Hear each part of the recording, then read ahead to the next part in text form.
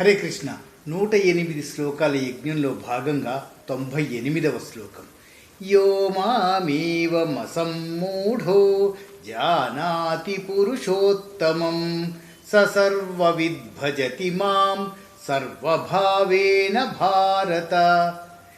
యోం మామేవ అసమ్మూఢ, భ్రమలేని స్థితిలో ఎవరైతే ఉంటారో వాళ్ళు మాత్రమే నన్ను సంపూర్ణమైన అవగాహనతో పురుషోత్తముడిగా గుర్తిస్తారు.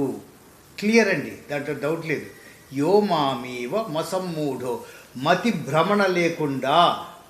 రెఫరెన్స్ ఎలా ఉండాలి అంటే, ఎలాంటి పరిస్థితుల్లోనూ ఎంత చిన్న సంకోచం కూడా లేకుండా ఉన్న వాళ్ళు, వాళ్ళ మనసా వాచా కర్మణ నేనే పురుషోత్తముణ్ణి అని భజిస్తున్న వాళ్ళకి నేను సంపూర్ణమైన అవకాశాలన్నీ ఇస్తాను.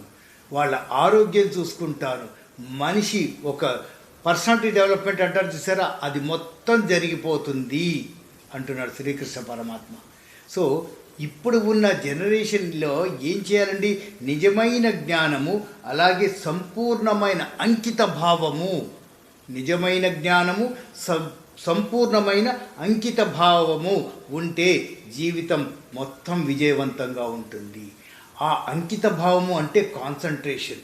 ఏది చదువుతున్నామో దాని మీద 100% కాన్సన్ట్రేషన్. ఈ మొబైల్ని పక్కన పెట్టేసి, పక్కన పెట్టి మెసేజ్ రాగా టింగ్ అని సౌండ్ వస్తే చూడడం, వాట్సాప్ రాగా టింగ్ అని సౌండ్ చూడడం, వెంటనే దానికి మెసేజ్ ఇచ్చేసి దాన్ని పక్కన పెట్టి, ఇది ఎక్కడి డైవర్షన్స్ అయిపోతున్నారో తెలియట్లేదండి. చదవడం పెద్ద చిన్న ఎవరైనా సరే చదవడము, ఆ బుక్ పట్టుకొని చదువుతున్నారు అంటే ఎలక్ట్రానిక్ డివైజెస్కి మనకి సంబంధం లేదు. అప్పుడే కాన్సన్ట్రేషన్ కుదురుతుంది.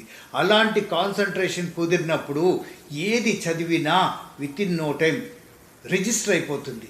అప్పుడు విజయవంతం అవ్వకపోవడం అనే ఛాన్సే లేదు కదా. మన కృషితో నాస్తి దుర్భిక్షం అంటాం కదా. కృషి చెయ్యాలి.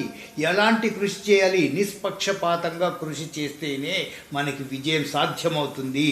పరమాత్ముణ్ణి పరమ పురుషుడుగా గుర్తిస్తాము.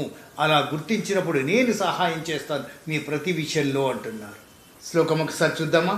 యో మామేవమసమ్మూఢో జానాతి పురుషోత్తమం స సర్వవిద్భజతి మాం సర్వభావేన భారత. హరే కృష్ణ.